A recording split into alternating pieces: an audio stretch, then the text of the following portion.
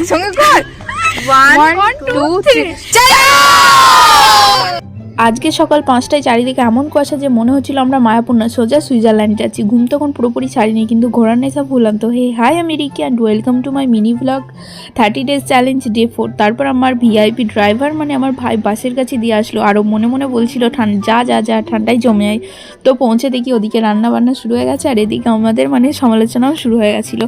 তো সকালে টিফিনে ছিল হচ্ছে লুচি ঘুগনি। ঠান্ডার মধ্যে এই কম্বোটা খেয়ে মনে হচ্ছিল হ্যাঁ জীবনটা মন্দ নয়। এরপরে বন্ধুদের সাথে বেরিয়ে পড়লাম ঘুরতে। এত ঠান্ডায় হাঁটতে হাঁটতে মানে মনে হচ্ছিল সবাই যেন পেঙ্গুইন হয়ে গেছে, মানে পেঙ্গুইনের মতো যাচ্ছি, কিন্তু আনন্দের কোনো শেষ নেই। মায়াপুরের মানে সেই ভাইরাল নিরামিষ বিরিয়ানি মাসির দোকানে গিয়েছিলাম, কিন্তু মাসির সাথে দেখা করার প্ল্যান ছিল, কিন্তু মাসি বললো আজ না অন্য দিন।